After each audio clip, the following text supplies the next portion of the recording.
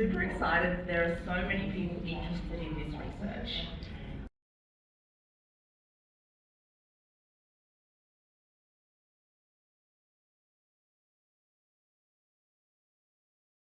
I've been watching various presentations and I'm ready to enact on some of them. I feel like I'm on track and focused. Of course, I need some introspection and there's a lot to improve within myself.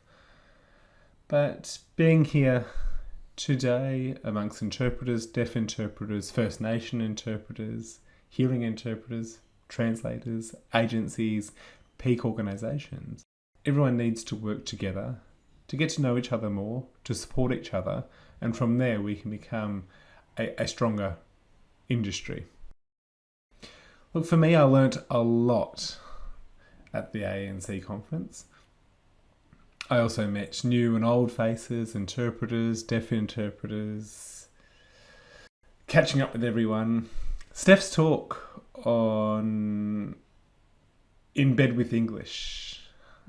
I've been guilty of that for so long and being stuck on the English. We need to think differently and to show the message rather than telling the message. And it's just a constant reminder that we have such a strong English influence around us, and it's to be mindful of an Auslan first approach. My brain doesn't tend to work in a way where I can learn from sitting in an audience, but a takeaway from Rebecca Ladd is that we stand on the shoulder of giants, that we have history, that we need to respect the interpreting industry, the work that we do, and that the deaf community is the reason why we're here.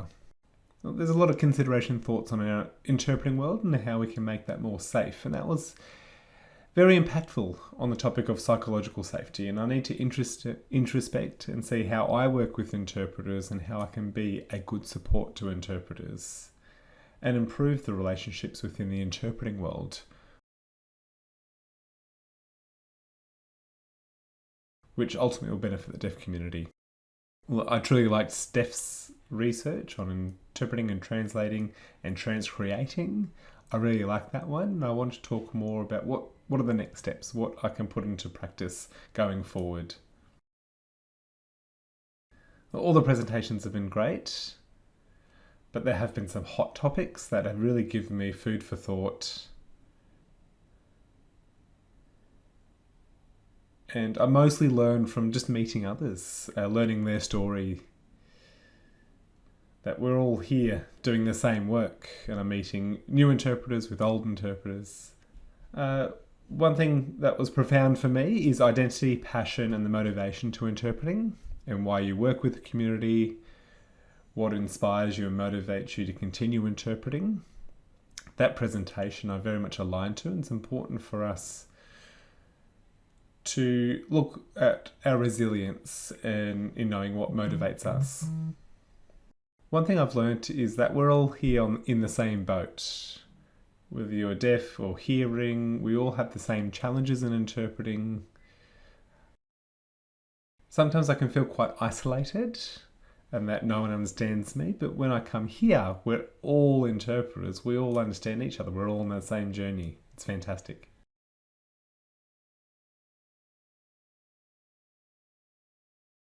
Thanks to Deaf Connect for sponsoring this PD.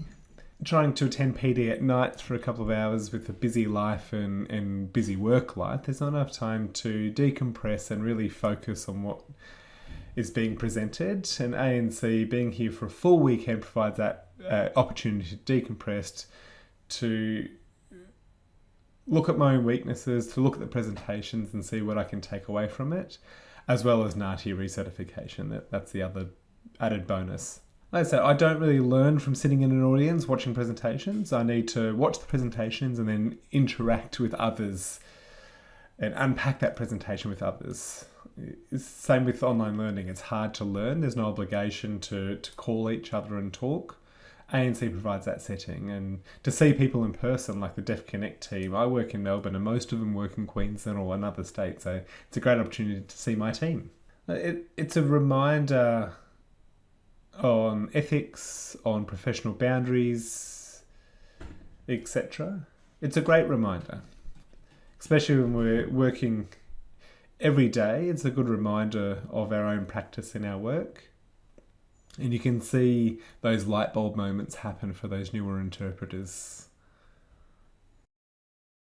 Look, to be honest, I couldn't afford this conference. It is expensive for me, so the opportunity provided to me by Deaf Connect, it's a wonderful opportunity that I'm not sitting at home missing out. And so I'm very much grateful and respect the opportunity that's been provided to me.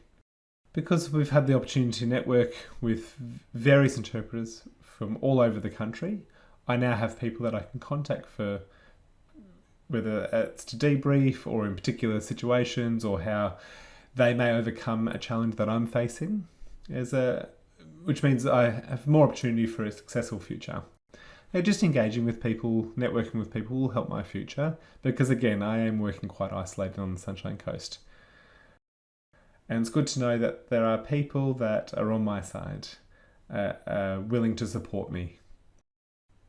It's fantastic.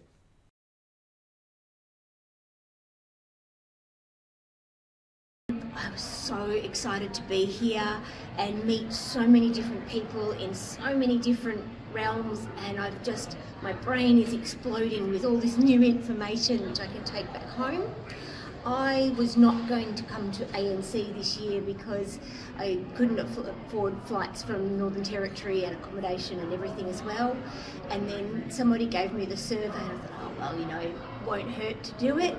And then I got a phone call from Beck telling me I had won, and within 2 minutes I had booked my flight, booked accommodation, told my husband I was coming, and I think I've been talking to my colleagues about it since that day. Yeah, I cannot tell you my absolute favourite thing because there's just been so much that's happened and I'm just so grateful. So thank you so much. For the first time, so it's so exciting to be here. I agree. The first time I've attended ANC myself, and today that finally saw a presentation on translating and how we can grow the translating field going forward. It would be great to see more presentation by translators in the future.